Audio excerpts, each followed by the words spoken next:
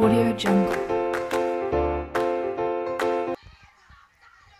Have you ever wished you could invent a machine to do whatever you wanted to do? Or wondered if you could build or discover something that no one had ever even considered before? Well, this is how man-made flight came about. Inventors such as Leonardo da Vinci, the Wright brothers, and others were important figures that decided to do the extraordinary and project their ideas and dreams. But where did they get their ideas from? Birds, insects, and other species with wings were probable models that these inventors used in order to initiate their schemes of aviation. However, how and who did these birds and insects evolve from? This takes us even further back to when dinosaurs appeared. They were actually transported by flight. As you can see, the aviation goes back millions and millions of years ago, so sit back and enjoy your travel through the voyage of flight. Our first stop is the Mesozoic era. This era began 245 million years ago. Throughout the periods, reptiles, mammals, and plants such as frogs, turtles, and evergreens began to evolve. In class, we watched a documentary about dinosaurs and how scientists have discovered that some dinosaurs possess feathers, beaks, and other bird-like characteristics. There were several theories on how these animals flew. The first theory was that feathered dinosaurs took a running leap. This helped them land and capture their next meal or live another day. Another theory was that dinosaurs fell out of trees. These feathered dinosaurs may have followed the same evolutionary path as flying squirrels, gliding. Next, we are headed towards the Renaissance period. More than 250 years passed from the end of the Middle Ages in the 1300s to the beginning of the early modern age, which is the period of the Renaissance. During this time, the countries of Europe went through a period of rebirth in culture, art, music, education, banking, politics, and industry that forever changed the way people lived, thought, and viewed the world.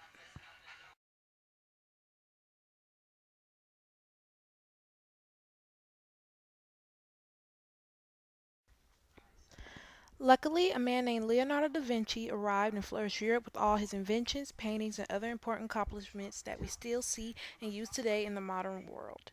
He was born on April 15, 1452, in Vinci, Italy, just outside of Florence. A painter, a sculptor, an architect, and an engineer, Leonardo da Vinci's numerous skills have earned him the title of Renaissance Master.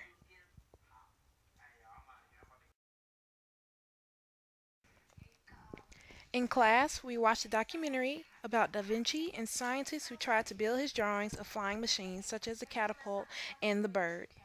Although the journey to build these machines were long and challenging, despite some of their success and fails, these scientists were able to complete their duplicates. Now we are on our way to Millville, Indiana, the birthplace of Orville and Wilbur Wright. The brothers were engineers and thinkers who founded the Wright Cycle Company in Dayton, Ohio in 1892. While the bicycle business sustained them, they began to experiment with kites, gliders, and other flying machines, always with an eye to creating a powered machine that could carry a man aloft. Strict engineering techniques were central to the Wright brothers' approach to mechanical flight. They rejected the ununiform trial and error methods so many of their contemporaries practiced. Their first step was to familiarize themselves with the work of previous experimenters, such as Da Vinci. Their first successful flight with Orville at the controls took place at Kitty Hawk, North Carolina on the 17th of December, 1903. The plane covered 120 feet in about 12 seconds. It was a short flight, but enough to make history. Others had flown in balloons and gliders, but the Wrights' creation was the first in a manned, motor-powered, heavier-than aircraft.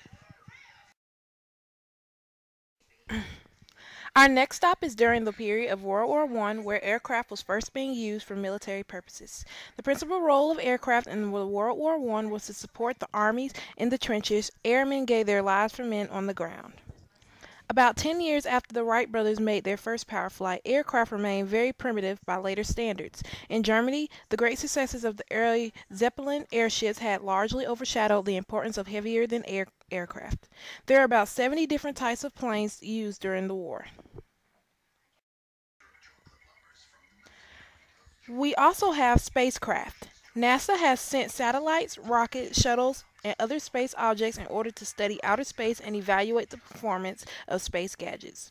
Flight research has played a historic and decisive role in the design of aircraft. Now we have drones. Unmanned aerial vehicle, also known as a UAV or drone, is an aircraft without a human pilot on board. Its flight is controlled either autonomously by computers in the vehicle or under the remote control of a pilot on the ground or in another vehicle. There are a wide variety of drone shapes, sizes, configurations, and characters. Historically, UAVs were simply remotely piloted aircraft, but autonomously controlled and increasingly being employed. They are deployed predominantly for military applications, but also used in a small but growing number of civil applications, such as policing, firefighting, and non-military security work, such as surveillance of pipelines.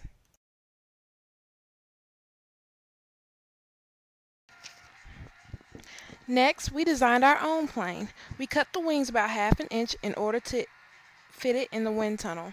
Then we drilled holes on both sides of the wings and the nose. We tied strings to the holes, and on each side of the string we added one paper clip and a small nut. Let's see what happens.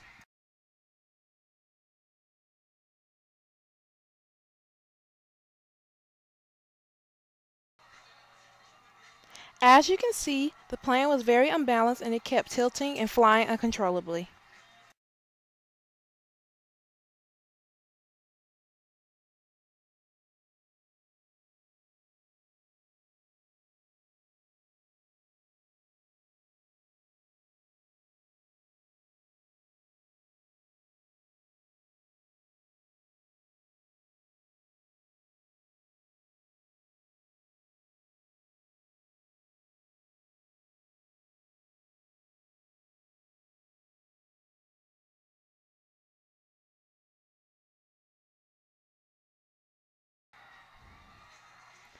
In order to fix this, we added two more paper clips to each end. Let's see what happens now. One on each side. That looks good. Let's see if we can do it. See how it comes up just. I turned down the speed just slightly too. Actually, Okay, you sorry. You do what you're doing. So the goal is to try and do it with that screen shut too. Should give you more cleaner flow.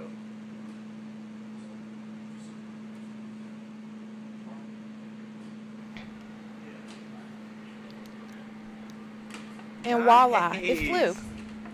Alright. I think that's the best so far. I think we deserve a golf clap for Trish and Danny here. Nice job. Look at Kendrick's face. Now we recorded how to use a symmetrical airfoil to test it during lift and drag. Each graph is a visual explanation of what we did in our experiment. The x-axis represents the degree and the y-axis represents the amount of deviation from the standard lift and drag that the original 0-degree angle had. The blue line signifies lift and the red line signifies drag. The red line kept a slow, steady stream along the lower end of the y-axis, while the blue made huge jumps on towards the higher end of the y-axis. These consistent trends imply that as the angle of attack increased for every graph, so did the lift substantially increase as well. The same thing happens with drag. As the angle of attack increases along the x-axis, the drag along increases slightly, thus maintaining equilibrium among the two coefficients. It is important to remember that lift and drag must have a sort of balance in order for one not to completely destroy the flight of any object. Too much lift and the object could roll or shoot, make unpredictable gestures. Too much drag and you find yourself falling out of the sky with no thrust to keep you going.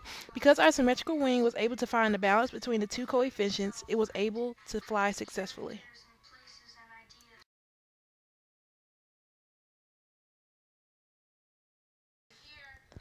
This stall video correctly represents the data in the graph. As the fog is flowing through the wind tunnel, you can see the laminar flow over the cross section until a certain degree. At 25 degrees, the air behind the cross section begins to break up, which is called turbulent flow. On our data sheet, stall occurs at 25 degrees, proving that our video is an accurate representation of our tested data. And at 110 degrees, the plane is stalled.